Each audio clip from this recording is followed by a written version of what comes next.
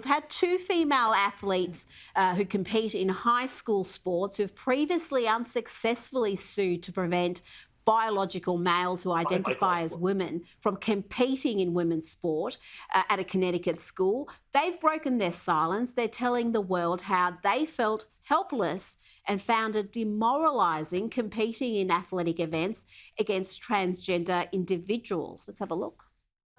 My freshman year of high school, I competed against the two biological males, and it was just really demoralizing to know that all of my hard work and all the other female athletes' hard work wasn't paying off, and we were really just racing for second and third place, and we weren't going to get the spots that we truly deserved to get. I was forced to compete against biological males throughout all 4 years of high school, and I lost out on countless opportunities, primarily the opportunity to qualify for the regional New England championships in the 55-meter dash, and if they weren't there, I would have qualified. And I've had to compete against these athletes over a dozen times, and every single time I lost.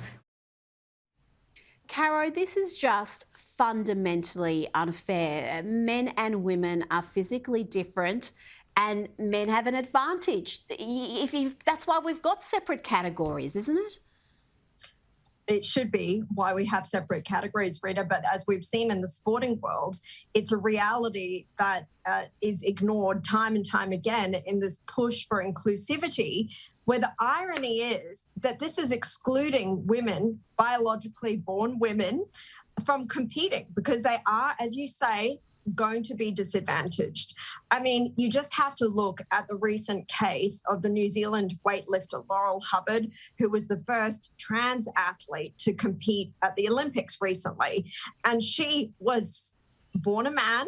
She spent the first 30 years of her life as a man and only transitioned to become a woman about 10 years ago. And her being included in the team has cost a number of New Zealand women the opportunity to achieve their lifelong dream and hard worked for goal of getting to represent their country at the Olympics. I mean, she ended up completely flunking. She couldn't even do a single one of her lifts. But that didn't stop a university in the last couple of days in New Zealand awarding her Sportswoman of the Year. So, yes, there are always going to be losers out of this ridiculous woke inclusivity push to include trans women who are basically biologically born men into women's sports. And the biggest loser out of all of this is common sense.